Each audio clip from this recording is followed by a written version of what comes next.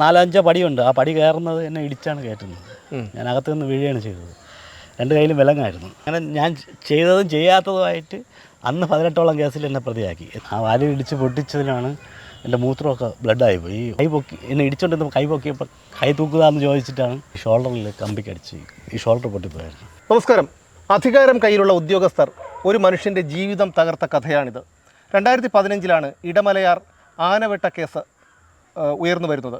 അന്ന് ആ കേസിൽ പ്രതി ചേർക്കപ്പെട്ട അജി ബ്രൈറ്റ് എന്ന വ്യക്തിയാണ് ഇന്ന് നമ്മളോടൊപ്പമുള്ളത്. 11 വർഷങ്ങളായി തന്നെ മർദ്ദിച്ച് അവശരാക്കിയവർക്കെതിരെ നിയമ പോരാട്ടം നടത്തിക്കൊണ്ടിരിക്കുകയാണ് ഇദ്ദേഹം.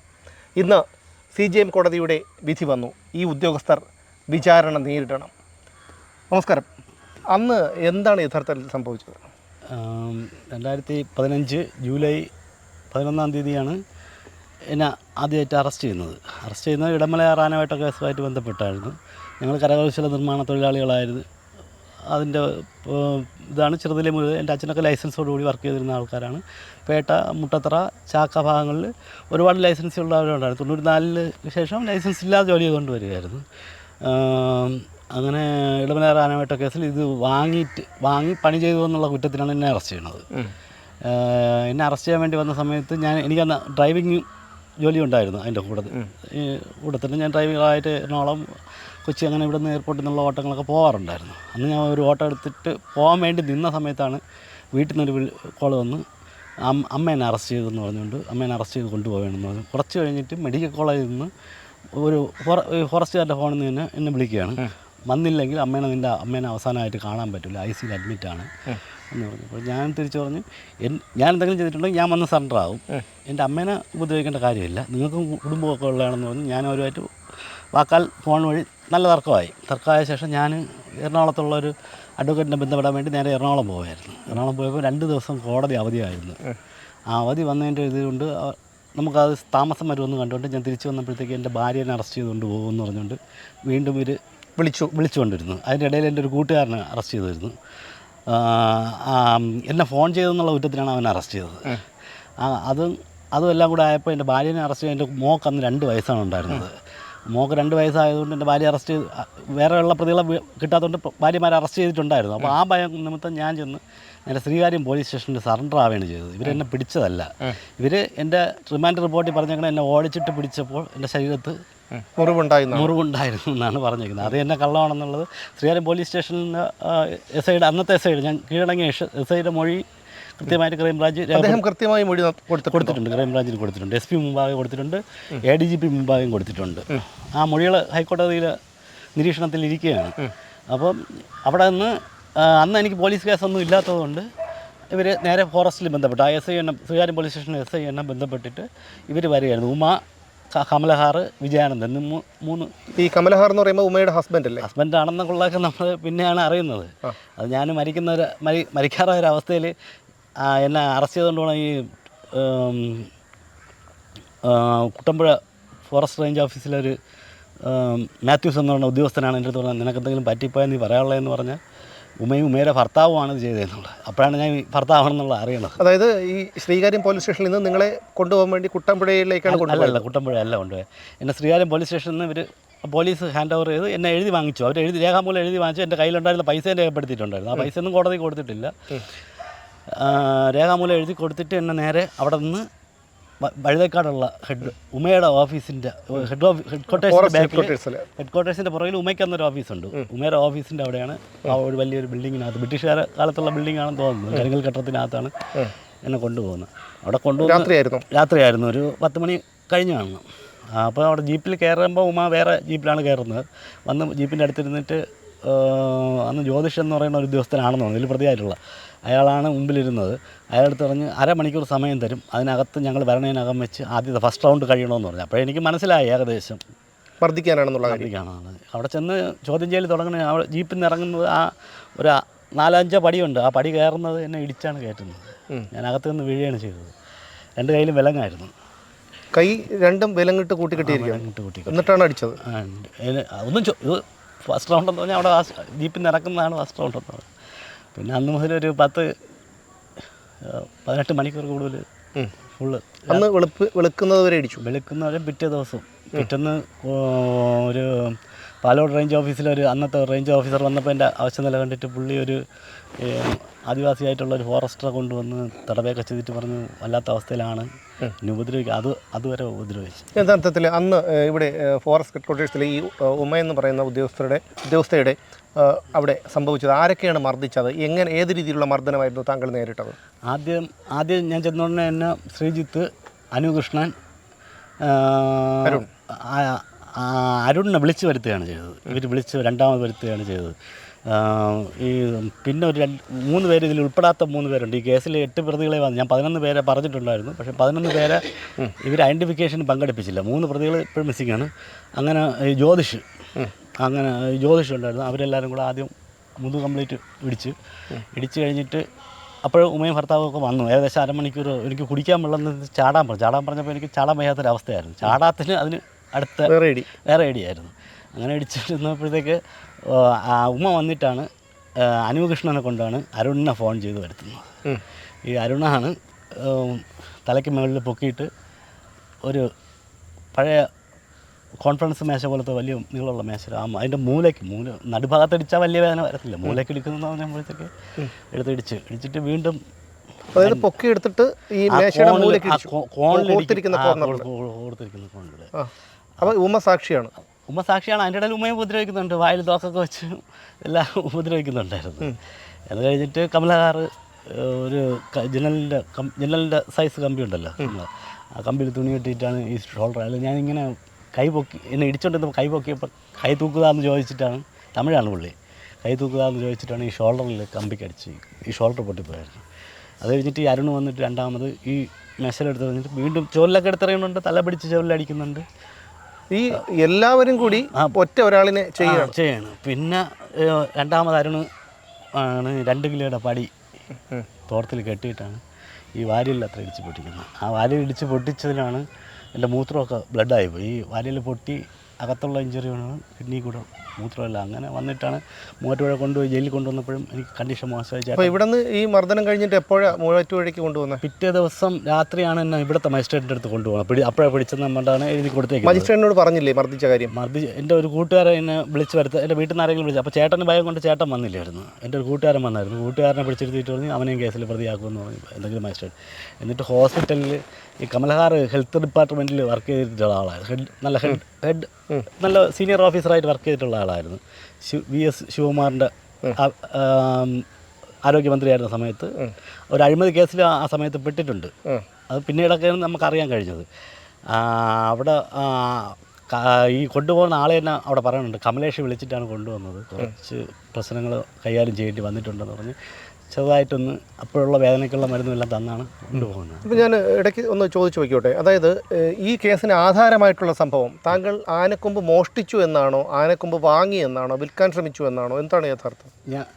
ഞങ്ങൾ വാങ്ങി പണി ചെയ്തു എന്നുള്ളതാണ് കുറ്റം. അപ്പോൾ ഈ ലൈസൻസ് ഉള്ള കാര്യമൊക്കെ അവരെ ബോധിപ്പിച്ചു? ലൈസൻസ് ഇല്ല, ലൈസൻസ് ഈ സമയത്തില്ല. ഈ നാട്ടാനയുടെ കൊമ്പ് മുറിക്കുന്നത് വരുന്ന സമയമായിരുന്നു. ആ കാലഘട്ടത്തിൽ നിന്നും ഇപ്പോഴേ നമ്മുടെ കേസിന് ശേഷമാണ് നാട്ടാനയുടെ കൊമ്പ് മുറിക്കുന്നത് ഫോറസ്റ്റ് ഡിപ്പാർട്ട്മെൻറ്റ് ഏൽപ്പിക്കണമെന്നുള്ള നിയമമൊക്കെ വന്നത്. അന്ന് നാട്ടാനയുടെ കൊമ്പ് മുറിച്ച് വിൽക്കാമായിരുന്നു.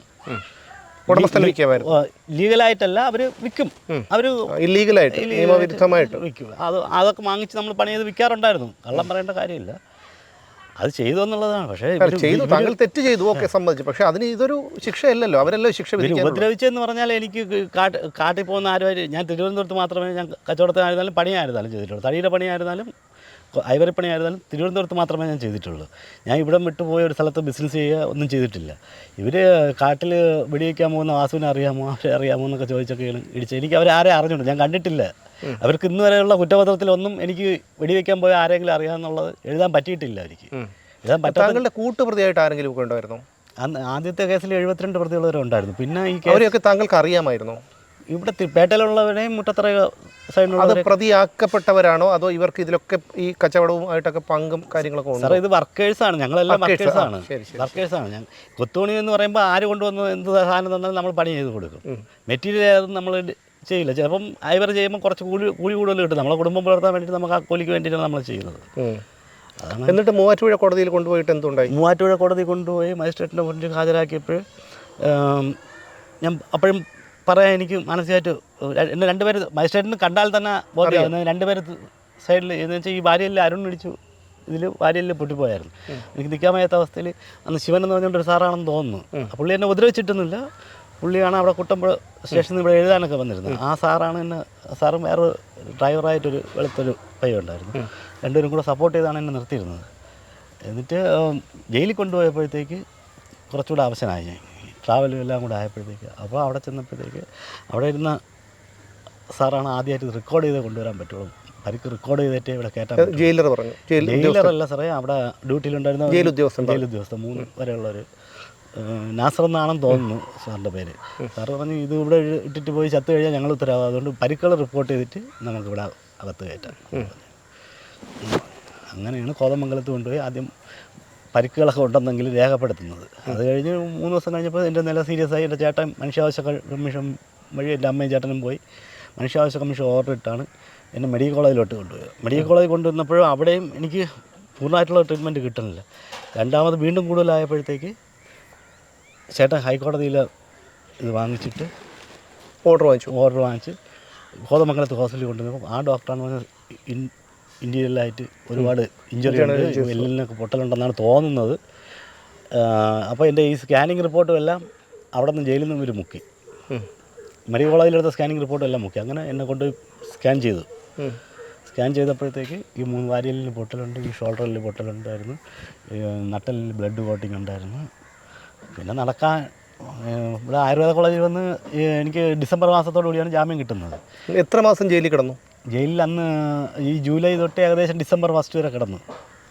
ജൂലൈ മുതൽ ഏകദേശം 4-5 മാസത്തോളം ജയിലിൽ കിടന്നു. അവർ ഈ ഞങ്ങൾ കേസ് രജിസ്റ്റർ ആയെന്ന് മ്യൂസിയം അവിടുത്തെ കോതമംഗലത്ത് നിന്ന് കേസെടുത്ത് മ്യൂസിയം പോലീസിന് ഹാൻഡ് ഓവർ ചെയ്ത് വീണ്ടും എൻ്റെ നില സീരിയസ് ആയി 10 ന്യൂസിലൊക്കെ വന്നപ്പോഴത്തേക്ക് ഇവർ നേരെ എൻ്റെ പേരിൽ ഓരോ കള്ള കേസായിട്ട് വീണ്ടും കേസ് ചുമത്തി. ഒരു കേസിന് കൊണ്ട് നിങ്ങൾ ജയിലിൽ നിന്ന് ഇറങ്ങിയ ശേഷം ജയിലിൽ കിടക്കുമ്പോൾ ഇറങ്ങി വരുമെന്നുള്ളത് ആകുമ്പോഴത്തേക്ക് ഇവർ വീണ്ടും വരണത്.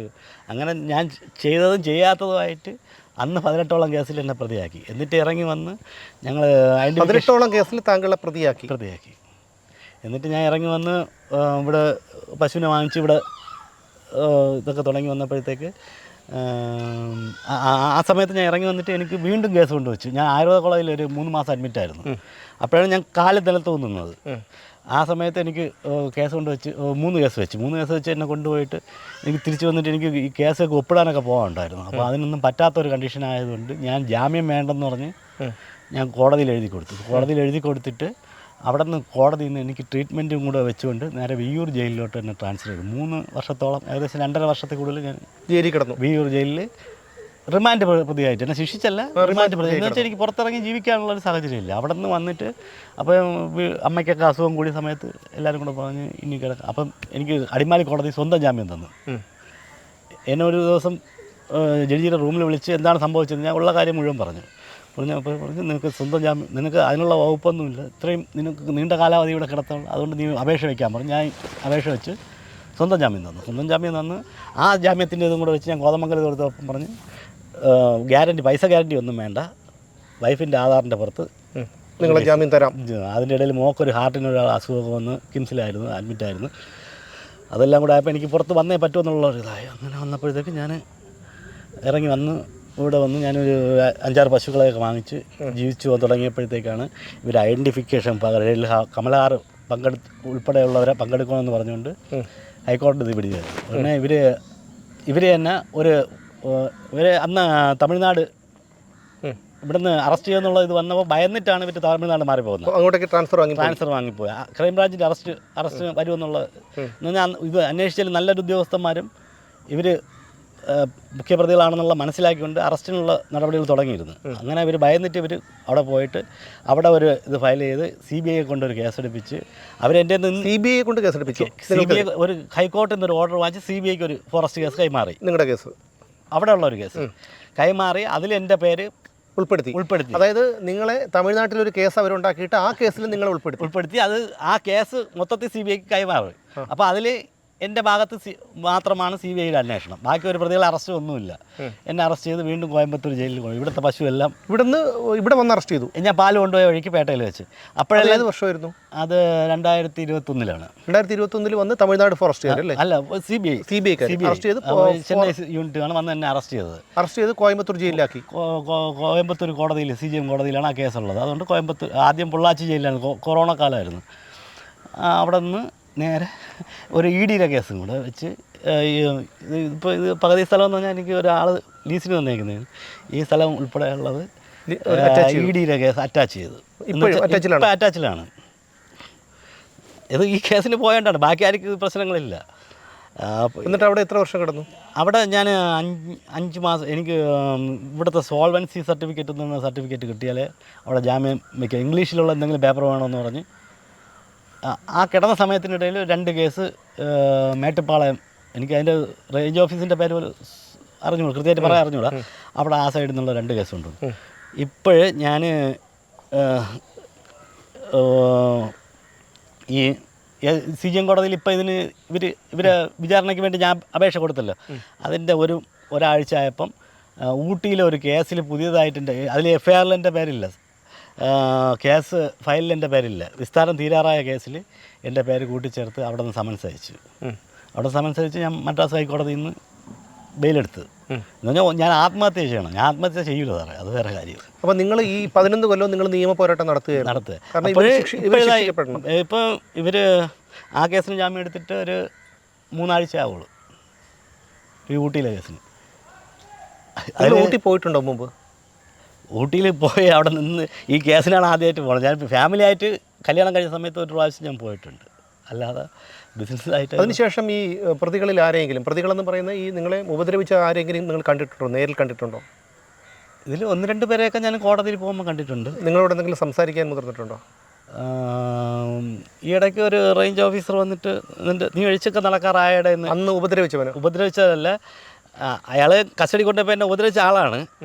പക്ഷേ ഞാൻ എല്ലാത്തിനും കേസിന് പോകാൻ എൻ്റെ കയ്യിൽ കാശില്ല. ഇവിടെ വെച്ചുള്ള ഉപദ്രവത്തിന് മാത്രമേ ഞാൻ കേസിന് പോകും. അയാൾ കസ്റ്റഡിയിൽ വേറെ കേസിന് 18 കേസ് എടുത്തല്ലോ. അപ്പോൾ കസ്റ്റഡി കൊണ്ടുപോയപ്പോൾ എൻ്റെ 2 ചെവിളിലും അടിച്ച ആളാണ് അയാൾ. എന്നിട്ട് അതിൽ ഈ അരുണിനെയും ഞാൻ അറിഞ്ഞത് നിങ്ങളെ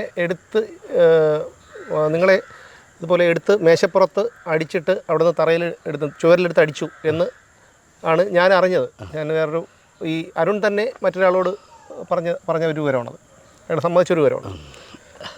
അപ്പോൾ അരുണിനെ കണ്ടിട്ടുണ്ടോ? അരുണിനെ അത് കഴിഞ്ഞ് നെടുമങ്ങാട് കോടതിയിൽ വെച്ചൊരു ദിവസം കണ്ടു. പിന്നെ നെയ്യാറ്റിൻകര ഞാൻ തിരിച്ചറിയപ്പെടലിൽ അതിന് മുമ്പ് തിരിച്ചറിഞ്ഞിട്ടുണ്ടായിരുന്നു. എന്തായാലും പറഞ്ഞിട്ടുണ്ടോ? ഞാൻ വേറെ ഒന്നും പറഞ്ഞിട്ടില്ല. നിങ്ങളെ സ്വാധീനിക്കാൻ അങ്ങനെ ശ്രമിച്ചിട്ടുണ്ടോ ഒരാരെങ്കിലും? ഇവർ സ്വാധീനിക്കാമെന്ന് പറഞ്ഞാൽ ഇവർ ഭീഷണിയുടെ സ്ഥലത്തിലാണ് ഇവർ സ്വാധീനിക്കാൻ ശ്രമിക്കുന്നത്. ഇനിയും ഗ്യാസിൽ കുരുക്കും. ഊട്ടിയിലൊക്കെ ഒറ്റയ്ക്കല്ലേ സാറേ പോയിട്ട് വരുന്നത്. അപ്പോഴത്തേക്ക് എന്തെങ്കിലും ഈ മർദ്ദനം ഏൽക്കുമ്പോൾ നിങ്ങൾക്ക് എത്ര വയസ്സായിരുന്നു പ്രായം? എനിക്ക് അന്ന് 35 വയസ്സായിരുന്നു. ഇപ്പം 46 വയസ്സ്. അന്നത്തെ ആ രാത്രി ഞാൻ ചോദിക്കുന്നത് കൊണ്ടൊന്നും തോന്നരുത്, കാരണം ഒരുപാട് പേര് ഇത് അനുഭവിക്കുന്നുണ്ട്. നല്ല ഉദ്യോഗസ്ഥരുണ്ട്, ഒരുപാട് നല്ല ഉദ്യോഗസ്ഥരുണ്ട്. പക്ഷേ ഇതുപോലുള്ള മൃഗങ്ങളുമുണ്ട്, കാരണം ഫോറസ്റ്റ് ആണല്ലോ. അതുപോലെ മൃഗങ്ങൾ എല്ലാ ഡിപ്പാർട്ട്മെൻറ്റിലും ഉണ്ട്. അപ്പോൾ അതുകൊണ്ട് ഞാൻ ചോദിക്കുകയാണ്, അന്നത്തെ ആ ഒരു എങ്ങനെ ചോദിക്കണമെന്ന് എനിക്കറിയില്ല. ഭക്ഷണവും വെള്ളമൊക്കെ തന്നിരുന്നോ? പിറ്റേന്ന് ഒരു 11 മണിക്കാണ് ആഹാരം തരുന്നത്. കഴിക്കാൻ പറ്റുന്ന അവസ്ഥയില്ല. വായിലൊക്കെ ചോരയായിരുന്നു സാറേ. നമ്മുടെ ഇട്ടിരുന്ന ഡ്രസ്സ് മുഴുവൻ ചോരയായിരുന്നു. ഇപ്പോൾ നട്ടെല്ല് പൂർണ്ണമായിട്ടും നട്ടെല്ല് എനിക്ക് 10 കിലോ കൂടുതൽ, ഞാൻ 70 കിലോ 80 കിലോ വെയിറ്റ് വരെ എടുക്കുമായിരുന്ന ആളാണ്. 10 കിലോ കൂടുതൽ എടുക്കാൻ പറ്റും. 10 കിലോ എൻ്റെ മോനെ ഇപ്പം ഒരു 6 കിലോ ഉള്ള, അവനെ പോലും കൂടുതൽ എടുത്ത് വയ്ക്കാനുള്ള ഇതില്ല. എങ്ങനെ ഈ കേസൊക്കെ നടത്താൻ, ഞാൻ ഈ സാഹചര്യം കാണുന്നുണ്ട്, അപ്പോൾ ഈ കേസൊക്കെ നടത്താനും ഒക്കെ നിങ്ങളെ സഹായിച്ചതാരാണ്? എൻ്റെ സുഹൃത്തുക്കൾ സഹായിക്കാറുണ്ട്. എൻ്റെ ബന്ധുക്കൾ, ഭാര്യയുടെ ബന്ധുക്കൾ, എൻ്റെ ബന്ധുക്കളും ഉണ്ട്. എൻ്റെ സുഹൃത്തുക്കൾ ആത്മാർത്ഥമായിട്ട് സഹായിക്കാറുണ്ട്. പിന്നെ 1-2 മാധ്യമത്തിൽ നിന്ന് വന്ന് നിങ്ങളെപ്പോലെ വന്ന് കണ്ട 1-2 സാറന്മാരുണ്ട്. അനിൽമാനുവൽ എന്നൊക്കെ പറഞ്ഞാൽ, പിന്നെ ഒരു പണ്ട് കേരള ശബ്ദത്തിൽ ഉണ്ടായിരുന്ന ഒരു സാറുണ്ട്. ആ സാറൊക്കെ നിയമപരമായിട്ടുള്ള എല്ലാ സഹായങ്ങളും അവരുടെ ഭാഗത്തു നിന്ന് തന്നെ സഹായിക്കാറുണ്ട്. സാമ്പത്തികമായിട്ട് പിന്നെ ഞാൻ അത്യാവശ്യം ബന്ധുക്കളെല്ലാം കൂടെ സഹായത്തിലാണ് മുന്നോട്ട് പോകണം. ഒരു കാലത്ത് ചികിത്സയ്ക്ക് പോലും പൈസ ഇല്ലായിരുന്നു. പക്ഷേ ഇനിയും പ്രതീക്ഷയുണ്ടോ? കാരണം ഇതിപ്പോൾ CJM കോടതിയാണ് അവരെ പ്രോസിക്യൂട്ട് ചെയ്യാൻ അനുമതി നൽകിയിരിക്കുന്നത്. അവർക്ക് ഇനിയും ഓപ്ഷനുണ്ട്. ഇത് തന്നെ ഞാനൊരു വിജയമായിട്ടാണ് കാണുന്നത്. ഒരു കോടതിയെങ്കിലും, ഒരു ജഡ്ജിയെങ്കിലും ജഡ്ജി എന്ന് പറയുമ്പോൾ ന്യായാധിപനും ദൈവത്തിനും തുല്യമാണ്. ഒരാളെങ്കിലും നമ്മൾ ഇതിൽ സത്യസന്ധത ഉണ്ടെന്നുള്ളത് മനസ്സിലായല്ലോ സാർ. അത് തന്നെ ഒരു വിജയമായിട്ട് കാണുകയാണ്. സാമ്പത്തികമായിട്ട് സുപ്രീം കോടതി വരെ പോകാൻ പറ്റുമെന്നുള്ള അറിഞ്ഞൂടെ, പറ്റുന്നവരെ പോകും സാറേ. അധികാരമുള്ളവന് അധികാരമില്ലാത്തവനെ എന്തും ചെയ്യാം എന്നുള്ളതിൻ്റെ ഒരു ഉദാഹരണമാണ്. ഫോറസ്റ്റുകാരുടെ ക്രൂരമർദ്ദനമേൽക്കുമ്പോൾ ഈ മനുഷ്യന് പ്രായം 35 വയസ്സ്. ജീവിതവും ജീവനും തകർന്നു പോയൊരു മനുഷ്യൻ. ഇന്ന് ഇദ്ദേഹം 2 കുട്ടികളെ വളർത്താനായും ഈ കള്ളക്കേസുകൾ എന്ന് ഇദ്ദേഹം ആരോപിക്കുന്ന ഈ കേസുകൾ നടത്താനായും പെടാപ്പാട് വിടുകയാണ്. എന്തായാലും നമ്മുടെ നീതിന്യായ വ്യവസ്ഥയിൽ അധികാരമുള്ളവനും ഉന്നത ഉദ്യോഗസ്ഥർക്കുമൊന്നും ശിക്ഷ കിട്ടാനുള്ള വകുപ്പില്ല. കാരണം അവർക്ക് നിയമത്തിൻ്റെ പ്രത്യേക പരിരക്ഷയുണ്ട്. പക്ഷേ മുകളിലൊരാളുണ്ട്. ഈശ്വരനെന്നും ദൈവമെന്നുമൊക്കെ നമ്മൾ പല പേരിട്ട് വിളിക്കും. അവിടെ ഇവർക്കൊക്കെ കണക്കിട്ടിട്ടുണ്ട്. ഈ കുട്ടിയുടെ അച്ഛനെയാണ് ഉപദ്രവിച്ചത്. കാരണം അവനെ ഒന്ന് എടുത്ത് താലോലിക്കാൻ പോലും ഈ മനുഷ്യന് കഴിയുന്നില്ല. അതുകൊണ്ട് കർമ്മഫലം അനുഭവിച്ചേ തീരൂ. ഇപ്പോഴും ഞാൻ പ്രതീക്ഷിക്കുന്നു ഈ പറയുന്ന ഉദ്യോഗസ്ഥർക്ക് ഒരിക്കലും ശിക്ഷ കിട്ടില്ല. അതിനുള്ള വകുപ്പ് നമ്മുടെ നിയമത്തിലില്ല. എന്നെയും നിങ്ങളെയും ഈ മനുഷ്യനെയും പോലെയുള്ള സാധാരണക്കാർക്ക് വേണ്ടിയിട്ടുള്ളതാണ് നിയമവും ലോക്കപ്പ് മർദ്ദനവും IPCയും CRPCയും BNSും BNSSും തൂക്കുകയറുമൊക്കെ. ഉന്നത ഉദ്യോഗസ്ഥർക്കും സ്വാധീനമുള്ളവനും രാഷ്ട്രീയക്കാരനും പണക്കാരനും ഒന്നും അതില്ല. എന്തായാലും ഈ ചെറിയ കുട്ടിയുടെ അല്ലെങ്കിൽ ഈ ഒരു കുടുംബത്തിൻ്റെ മുഴുവൻ ശാപവും ഈ മനുഷ്യൻ്റെ ജീവിതം തകർത്ത ഉദ്യോഗസ്ഥരുടെ മേലുണ്ടാകും. 18ഓളം കേസുകളാണ് ഈ മനുഷ്യൻ്റെ പേർ എടുത്തിരിക്കുന്നത് എന്നാണ് ഇദ്ദേഹം പറയുന്നത്.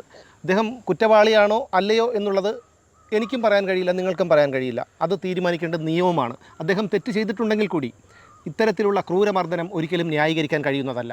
എവിടം വരെ പോകാൻ പറ്റുമോ നീതിക്ക് വേണ്ടി അവിടം വരെ പോകുമെന്നാണ് അജീബ് റൈറ്റ് ഇപ്പോഴും പറയുന്നത്. പക്ഷേ ഈ കുടുംബത്തിൻ്റെ പ്രാർത്ഥനകളിൽ നിങ്ങൾ ഇദ്ദേഹത്തിനെ ക്രൂരമായി മർദ്ദിച്ചവർ എന്നുമുണ്ട്. അതുകൊണ്ട് ദൈവത്തിൻ്റെ ശിക്ഷ അതിൽ നിന്ന് നിങ്ങൾക്കൊരിക്കലും ഒഴിഞ്ഞു മാറാൻ കഴിയില്ല. ക്യാമറമാൻ ജെയിൻ ശിവൻസിനൊപ്പം സുമേഷ് മാർക്കോപോളോ DNA ന്യൂസ്.